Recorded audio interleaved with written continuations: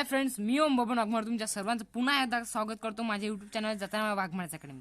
Friends, आज आपण 7th क्लासचा 9 चॅप्टर डायरेक्ट प्रपोर्शन आणि इनव्हर्स प्रपोर्शन हा शिकणार आहोत. तर फर्स्ट आहे डायरेक्ट प्रपोर्शन. यामध्ये डायरेक्ट प्रपोर्शन म्हणजे काय तर याचा रेशो असतो. म्हणजे की आता जर आपण ही संख्या केली 2/6 तर हा एका रेशोमध्ये आहे.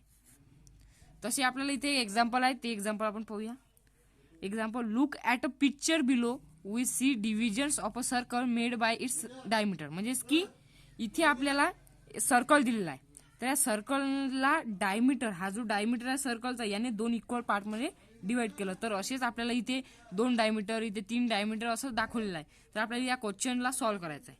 Do you see any relationship between the number of diameter and the number of division they give rise to. म्हणजेच की तुम्हाला काही रिलेशनशिप दिसते का या सर्व सर्कल आणि डायमीटर मध्ये? हो, तर यामध्ये एक डायमीटर आहे, तर एक डायमीटर या सर्कलला 2 इक्वल पार्टमध्ये डिवाइड करतात. तर यामध्ये 2 डायमीटर आहेत, तर ते 4 पार्टमध्ये डिवाइड करत आहेत. तर असेच इथे वाढत जात आहेत. तर इथे काय, in figure A 1 diameter make parts of the circle. म्हणजे या बॉक्समध्ये आपल्याला फिल आहे, हा भरायचा आहे आपल्याला. तर 1 डायमीटर मेक्स 2 पार्ट्स. कारण की इथे 1 डायमीटर आहे ना, हा 2 पार्ट्स मध्ये इक्वल डिवाइड करत आहे ना. हा पार्ट आणि हा पार्ट, हे दोन्ही पार्ट इक्वल आहेत. इथे काय आता next, in figure B 2 diameter make part of the circle. आता किती पार्ट आहेत हे इथे फिल करायचं आहे. तर इथे आपल्याला 2 डायमीटर, हा एक डायमीटर आणि हा एक डायमीटर, तर हे किती पार्टमध्ये डिवाइड करत आहे? एक, हा एक, 2, 3 आणि 4. तर इथे आपण 4 लिहू. Next, in figure D 4 diameter make part of the circle. म्हणजे की आता इथे 4 डायमीटर आहेत, 1, 2, 3. इथे 3 आहेत, इथे 2 होते, इथे 3 आहेत, इथे 4 आहेत ना. 1, 2, 3 आणि हा 4. म्हणजे की इथे 4 आहेत की नाही. या 4 आता किती पार्टमध्ये डिवाइड करतात? 1 पार्ट, 2, 3, 4, 5, 6, 7, 8. तर इथे आपण 8 लिहू शकतो. तर इथेच त्याचा रेशो दिलेला आहे आपल्याला. तर रेशो कसा आहे? Number of diameters upon number of divisions. म्हणजेच की डायमीटर किती आहे तिथे फर्स्ट याच्यामध्ये एकच डायमीटर आहे, ते एका डायमीटरनं किती त्याचे भाग केले सर्कलचे? 2. तर 2 डायमीटरनं किती भाग केले? 4. आणि 3 डायमीटरनं 6, 4 डायमीटरनं 8.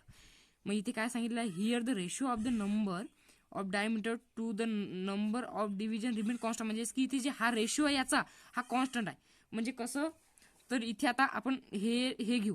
तर आता याचं जर डिव्हिजन केलं आपण, तर 1/2 येते. 1/2 इकडे याचं रेशो 1/2 येतो. आणि जर याला पण आपण डिवाइड केलं तर आपण बघू आता, 2 1 चा 2, 2 2 चा 4. याचा रेशो काय आला? 1/2. म्हणजेच की 1/2 हा काय आला? याचा रेशो आला. याचं काय येईल? 3 1 चा 3, 3 2 चा 6. पा रेशो हाच आला 1/2. आणि याचा काय येईल? 4 1 चा 4, 4 2 चा 8. मी तुम्हाला वहीमध्ये सोडून दाखवतो. तर आपल्याला दिलेलं काय आहे की 1/2 आणि 2/4, 3/6 आणि 4/8. तर याचा जो रेशो आहे म्हणते आपल्याला सांगितलंय की हा कॉन्स्टंट आहे, कॉन्स्टंट आहे याचा रेशो. तर आता आपण याचे रेशो काढूया. तर 1/2 ला डिवाइड केलं, 1 1 चा 1, 1 2 चा 2. याचा रेशो काय आला? 1/2. याचा रेशो काय येईल? 2 1 चा 2, 2 2 चा 4. 1/2 हाच आला रेशो. 3 1 चा 3, 3 2 चा 6. याचा सुद्धा रेशो 1/2 आला. आणि याचा 4 1 चा 4, 4 2 चा 8. याचा 4 2 चा 8. तर याचा सुद्धा रेशो 1/2 आला. तर याच्यावरून आपल्याला कळते की जेव्हा काही प्रपोर्शनचा रेशो हा कॉन्स्टंट असतो तिथे डायरेक्ट प्रपोर्शन होते. कोणचं प्रपोर्शन? Direct proportion. तर डायरेक्ट प्रपोर्शन मध्ये नेक्स्ट एक्झाम्पल सुद्धा आहे, ते आपण बघूया. तर नेक्स्ट नोटबुकचं एक्झाम्पल आहे. तर एक्झाम्पल बघूया. The number of notebook that the student of government school received in shown in the beggar. म्हणजेच की या गव्हर्नमेंट स्कूलमधील विद्यार्थ्यांनी किती नोटबुक घेतल्या आहेत याचा रेशो आपल्याला दिलेला आहे. तर तो रेशो कॉन्स्टंट आहे हे आपल्याला इथे सांगितलं आहे. म्हणजेच की हे डायरेक्ट प्रपोर्शन मध्ये, आपण डायरेक्ट प्रपोर्शनल शिकत आहोत. तर आपण डायरेक्ट प्रपोर्शनल मध्ये आता हा जो कोण आहे, चिल्ड्रेनचा बॉक्स आहे आणि हा नोटबुकचा. तर फर्स्टमध्ये 50 चिल्ड्रन्सनी 90 बुक घेतल्या, 12 चिल्ड्रननी 72 आणि 10 चिल्ड्रननी 60 आणि 5 चिल्ड्रननी 30. तर इथे आपल्याला रेशो दिलेला आहे, सर्व याचा रेशो दिलेला आहे. तर number of children, number of notebooks काय दिलेला आहे आपल्याला, याचा 50/90 हा झाला फर्स्ट याचा. आणि दुसऱ्या म्हणजेच की 15 विद्यार्थ्यांनी 90 पुस्तक घेतली, 12 विद्यार्थ्यांनी 72, असं असं हे वाढत गेलं. तर याचा ओव्हरऑल रेशो जो आहे 1/6 आहे. कारण की आपण जर इथे हे केलं तर 51चा 50, 56चा 90 बरोबर, 12 12, 12 72, 10 10, 10 6. तर नेक्स्ट एक्झाम्पल आहे, इफ 10 पेन्स कॉस्ट 60 रुपीज, म्हणजे की 10 पेन्सची कॉस्ट किती आहे, 60 रुपीज आहे. What is the cost of 30 such pens, म्हणजेच की एवढ्याच किमतीच्या पेनची 13 जे पेन्स आहेत त्याची किंमत किती असेल हे आपल्याला क्वेश्चन मध्ये सोल्युशन सांगायचं आहे. तर इथे सोल्युशन कसं आहे, let us suppose the cost of 13 pens is X rupees, म्हणजे की इथे आपल्याला पहिले कन्सिडरेशन करावं लागेल. तर आपण आपल्याला जे सांगितलं आहे 30 पेन्सची कॉस्ट, तर ते आपण एक्स धरूया, एक्स धरूया. तर हे नाही, आपण हे सध्या बाजूला ठेवू आणि फक्त याच्या इकडे ध्यान देऊ. तर याची 30 पेनची एक्स किंमत आहे. तर हे इथे डायरेक्ट प्रपोर्शन मध्ये आहे, म्हणजेच की यांचा जो रेशो असेल हा इक्वल असेल. तर आपण लिहू कसं शकतो, 10 पेन हे 60 रुपयाचे होतात, म्हणजेच की 10/60 हे झाला याचा रेशो, आणि याचा रेशो हा इक्वल राहील याच्याशी, कारण की हे डायरेक्ट प्रपोर्शन आहे. आपल्याला आपण सध्या इथे डायरेक्ट प्रपोर्शन शिकत आहोत. तर आपण याचा रेशो कसा लिहू शकतो, 30 पेन्स हे एक्स रुपीजचे आहेत, 30 पेन्स हे एक्स रुपीजचे आहेत. तर याचा रेशो काय होतो, 30/x. तर ह्या दोन्ही याचा रेशो हा इक्वल झाला. तर इथे आपल्याला काय करावं लागेल, क्रॉस मल्टिप्लिकेशन. तर फर्स्ट आपण 10 मल्टिप्लाय बाय एक्स 10x आणि 60 multiply by 30 is equal to, आपण हे पूर्ण मेथडमध्ये आपण वहीमध्ये सोडूया. तर आपल्याला इथे रेशो काय होता, 10 इथे किंमत किती सांगितली, 10/60. तर 10/60 इज इक्वल टू 30/x हा रेशो आहे. तर आपण क्रॉस मल्टिप्लिकेशन करूया. तर फर्स्ट 10 × x आपण पूर्ण मेथडमध्ये सोडूया. 10 × x इज इक्वल टू 60 × 30 आणि 10 × x 10x आणि 60 × 30 780. तर आता आपल्याला x ची किंमत पाहिजे फक्त, तर आपण x इथेच ठेवू आणि हे जे आहे हे मल्टिप्लिकेशन मध्ये 10, तर 10 इकडे पाठवून देऊ. तर आता 10 जेव्हा आपण याला डिवाइड करू, आपण हे शून्य काटून सुद्धा करू शकतो, नाही तर 10 × 10 1078, 1078चा 780. तर x ची किंमत 78, म्हणजेच की आपल्याला 30 पेन्स ची किंमत किती होईल, 78 रुपीज. तर इथे आपण क्वेश्चन सॉल्व्ह केला. तर इथे तसं सांगितलं आहे, तर x is equal to 70 multiplying both side by 60 हे इथे आपल्याला सांगितलेलं आहे, म्हणजे क्रॉस मल्टिप्लिकेशन केलेलं आहे. आपण मेथड वेगळी घेतली, ही मेथड तुम्हाला सोपी जाईल म्हणून तुम्ही त्या मेथडनं वापरा. तर x इज इक्वल टू 78, तर cost of 30 pens is 78 rupees. तर इथे तुम्हाला कळलं असेल. तर आता आपण प्रॅक्टिस सेट सोडूया. तर फर्स्ट क्वेश्चन आहे, if 7 gram onion cost 140 rupees, how much must we pay for 12 kilogram onion, म्हणजेच की 7 किलोग्राम ओनियनची किंमत ही 140 रुपीज आहे आणि आपल्याला सांगितलं आहे की 12 किलोग्राम ओनियनची किंमत काय आहे ते तुम्ही सांगा, उत्तर आपल्याला द्यायचं आहे. तर आपण वरच्या सॉल्ड एक्झाम्पल नुसार आता सोडवूया.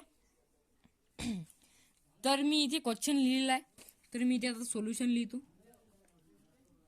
तर आता आपण कन्सिडर करू की या 12 किलोग्राम ओनियनची किंमत ही x आहे. तर आता आपण इथे लिहूया, late us suppose cost of 12 kilogram onion is x rupees. तुम्ही कोणते पण व्हेरिएबल घेऊ शकता, y z कोणतं पण, मी x घेत आहे. तर आपल्याला इथे माहित होतं, आपण सॉल्ड एक्झाम्पल मध्ये कसं बघितलं की 2 याचा रेशिओ हा कॉन्स्टंट असतो, म्हणजेच की डायरेक्ट आपण इथे डायरेक्ट प्रोपोर्शन शिकत आहे. तर आता याचा जो रेशिओ आहे, आता याचा जो हे जे 7 अपॉन आपण काय लिहू, 7/140 इज इक्वल टू 12/x हा झाला याचा रेशो. आता आपण इथे लिहून घेऊया 7/140 इज इक्वल टू 12/x, म्हणजेच की 7 किलोग्राम ओनियनची किंमत 140 आहे, तर 12 किलोग्राम ओनियनची किंमत किती आहे हे याचा जो हा रेशो आहे हा कॉन्स्टंट आहे. तर आपण इथे आता याला क्रॉस मल्टिप्लाय करूया. तर इथे लिहूया cross multiply both side. So 7 multiply by x, याचं क्रॉस मल्टिप्लिकेशन कसं होईल, 7 मल्टिप्लाय बाय एक्स आणि 140 मल्टिप्लाय बाय 12. आता हे मी तुम्हाला दाखवत आहे, असं तुम्ही करू नका. तर 12 मल्टिप्लाय बाय 140. तर आता जर आपण याचे जर कॅल्क्युलेशन केलं तर हे थोडंसं मोठं होईल. आता ते करण्याशिवाय आपण कसं उत्तर काढू हे आता बघूया.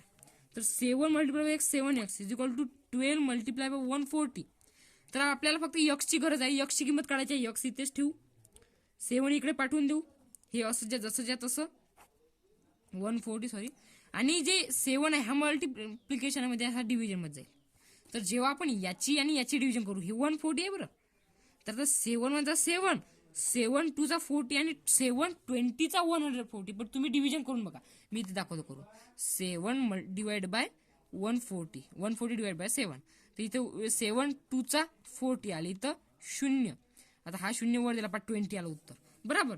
तर मी हे कॅल्क्युलेशन तसंच केलं. तर 12 मल्टिप्लाय बाय 20 याचं कॅल्क्युलेशन काय होईल, इज इक्वल टू 12 × 12 12 2 × 24. 0 जशी तसं खाली. हे तुम्ही इथं करून बघा, मी दाखवतो करून तुम्हाला.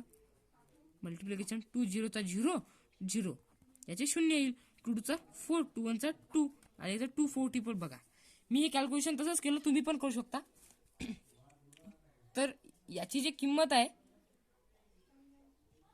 याची किंमत x आली आहे, म्हणजेच की या सो आपण लिहू शकतो so cost of 12 kilogram onions is 240 rupees, किंवा आपण RS असं लिहू शकतो.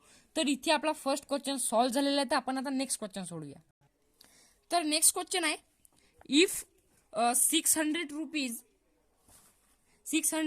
Rupees buy 15 bunches of feed, how many will 1280 rupees buy, म्हणजेच की 600 रुपीज मध्ये 15 bunches चे फीडचे बंचेस आहेत ते विकत घेता येतात. तर 1280 रुपीज मध्ये किती बंचेस विकत घेता येईल. तर आता हे आपण सोडूया.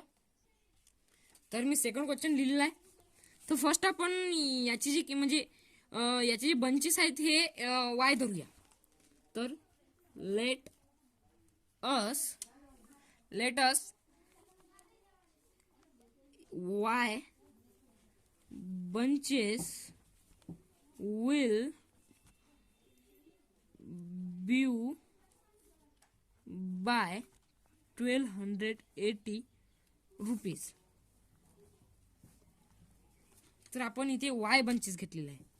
तर आपल्याला माहिती आहे की हे डायरेक्ट प्रपोर्शन आहे. तर आता याची आपण रेशो करून घेऊया. तर याचा रेशो होईल 50/600. 50/600 इज इक्वल टू y/1280. तर आता आपण क्रॉस मल्टिप्लाय करून घेऊया. तर इथे क्रॉस मल्टिप्लाय करून घेऊया. क्रॉस मल्टिप्लाय इथे लिहून घेऊया आपण. Multiply both side. So 50 multiply by 1200 म्हणजे 1280 is equal to 600 into y. तर याचं आपण हे करून कॅल्क्युलेशन करून घेऊया. 50 हे आपण सध्या असंच ठेवू, कारण की याचं कॅल्क्युलेशन करायला आपल्याला खूप कठीण जाईल. त्यामुळे आपण इथे 600y, आता y इथेच ठेवू आणि 600 इकडे पाठवून देऊ. 50 मल्टिप्लाय बाय 1280 अपॉन 600, हे 8 आहे. 8 इज इक्वल टू y. हा 0 आणि हा 0 कॅन्सल. 51 चा 50, 51 चा 50, 52 चा 30, 53 चा 54 चा 60. तर आता 4 आता उरलं काय 128 आपण, म्हणजे कसं या शून्यानं हा शून्य कटला आणि 51 आणि याला आपण 4 न हे केलं तर इथे 128/4 आलं हा वाय. तर 4 1 4 4 3 12 आणि 4 2 इथे आलं 32 इज इक्वल टू वाय. आता हे आपण कॅल्क्युलेशन साईडला करून बघू. तुम्ही कॅल्क्युलेशन साईडला करा. 128 4 3 12 आली इथं 0 4 2 8 आली इथे 0. बघा तर वायची किंमत ही y is equal to 32. So तर आपण इथे लिहू शकतो 32 bunches by from 1280 रुपीज. तर आता आपण नेक्स्ट क्वेश्चन सॉल्व करूया. तर नेक्स्ट क्वेश्चन आहे third. For 9 cows 30 kilogram 5 gram of food supplement are required every day. म्हणजेच की 9 cows ला 30 किलोग्राम 500 ग्रॅम म्हणजेच की 13 किलो 500 ग्राम 30.500 किलोग्राम हे एवढं फूड सप्लिमेंट लागते त्या 9 cows ला प्रत्येक दिवसाला. In the same proportion how much will be needed for 12 cows. म्हणजेच की 12 cows ला किती लागेल तर आपल्याला हे काढायचं. तर आपण सॉल्व्ह करूया. तर मी इथे क्वेश्चन लिहिलेला आहे तर आपण कन्सिडरेशन करूया. म्हणजेच की इथे आपण 12 cows ला तर आपण 12 cows ला x food x kilogram food हे कन्सिडर करूया. Let us x kilogram food required for 12 cows. तर आता आपल्याला इथे हे रेशो लिहायचा आहे. तर आपण रेशो कसा लिहू शकतो. तर आता फर्स्ट आपण 30 किलोग्राम जे आहे की 30 किलोग्राम 500 ग्रॅम याला कन्वर्ट करू ओनली किलोग्राम मध्ये. तर याचं काय कन्वर्ट होईल 30.500 किलोग्राम. तर आता आपण याचा रेशो करूया. तर याचा रेशो कसा होईल तर याचा रेशो करूया आपण आता. तर इथे रेशो कसा होईल 9/30.500 is equal to 12 cows upon x.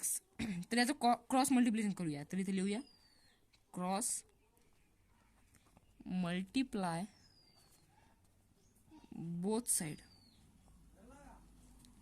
So 9 multiplied by x is equal to 12 multiplied by 30.500. आता याचं 9x is equal to 12 into 30.500 x is equal to 12 into 30.500. आता आपण 9 इथे घेऊ. हा मल्टिप्लिकेशन मध्ये डिव्हिजन मध्ये जाईल. तर 9. तर आता आपण याची जेव्हा डिव्हिजन करूया तर याची डिव्हिजन करूया आपण. ते 9 डिवाइड बाय 3500. सध्या आपण पॉईंट कन्सिडर करूच नाहीये. तर 9 1 9 मायनस 4 5 घेतले खाली आपण. तर 9 5 45 हे झाले 0. हे 0 वर दिले. पॉईंट किती नंतर किती संख्यानंतर 3 तर 3 नंतर पॉईंट. उत्तर किती आलं 1.500. तर x is equal to 12 into 1.500.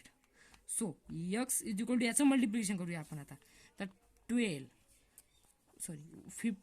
50 multiply bye 12. 2 0 0 2 0 0 5 2 10 1 इथे 2 1 2 3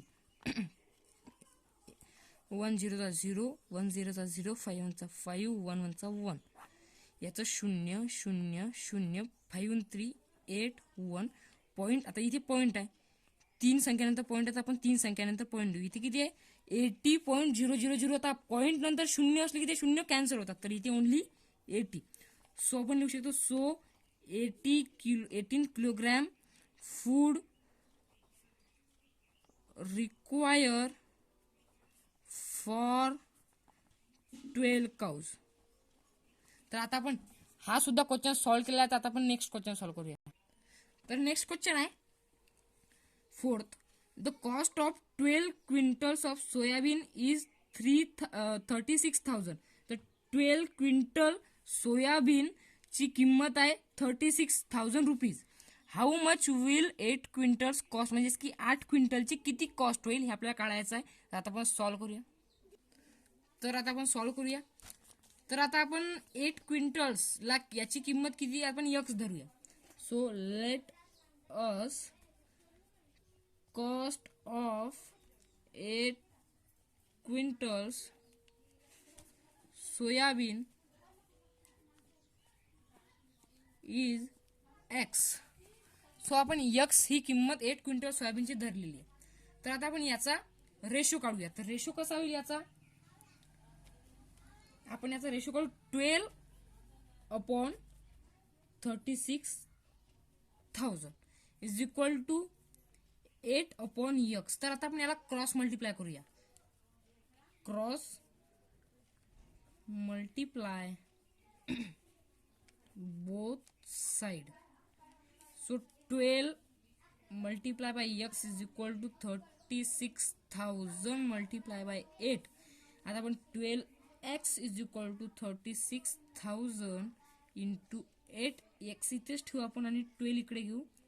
36,000 into 8/12. तर आपण याचे डिव्हिजन करूया. 12 1 12, 12 2 12 12 3 36. आता इथं उत्तर गेले 3, हे शून्य दिले 3 वाले.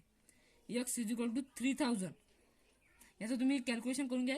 3000 येते आणि 8 याचं मल्टिप्लिकेशन किती होईल. x 8 1 8, 8 2 60, 8 3 24. हे शून्य 3 जशी तसे. तरी हे आपलं x ची किंमत 24,000. सो आपण लिहू शकतो. So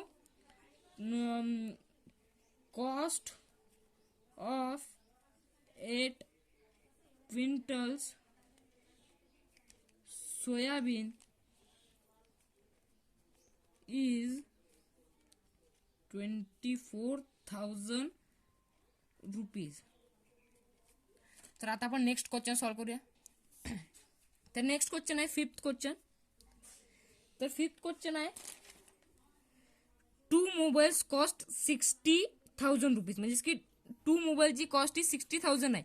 how much money will be required to buy by 30 such mobile. म्हणजेच की 30 सच मोबाईल. म्हणजेच की आपल्याला 2 मोबाईलची किंमत 60,000 दिलेली आहे. तर 30 मोबाईलची किंमत किती आहे हे आपल्याला सांगायचं आहे. तर सोडूया. तर नेक्स्ट क्वेश्चन सॉल्व्ह करूया. इथे आपण कन्सिडरेशन करूया. Late us suppose cost of 30 mobiles is x. तर इथे रेशो करूया आपण. रेशो होईल 2/60,000 इज इक्वल टू 30/x. तो आता cross multiplication. Cross multiply both side. So 2 into x is equal to, sorry इथे 60,000 आहे. 30 into 60,000. So 2x is equal to 30 into 60,000. So x is equal to 30 into 60,000. आता आपण 2 इथे घेऊ. 2 इथे डिव्हिजन मध्ये जाईल. सो 2 याचं आपण जे डिव्हिजन करू 2 1 2, 2 8. इथे 8,000 येईल. So x is equal to 30 into 8,000. So आता 8,000 आपण याचा आन्सर काय येईल. x is equal to 104 आणि याची 30 मल्टिप्लाय बाय 8 104 आणि हे 3 शून्य आपण जसे तसे घेऊ. तर याची जी किंमत आली ही 1,04,000. तर आपण ते लिहू शकतो. So cost of 30 mobiles is 1,04,000 rupees. तर आपण इथे 5th क्वेश्चन सुद्धा सॉल्व्ह केला आहे. तर आता आपला इथे प्रॅक्टिस सेट क्लिअर झालेला आहे. तर आता आपण नेक्स्ट व्हिडिओमध्ये भेटूया. तोपर्यंत टेक केअर.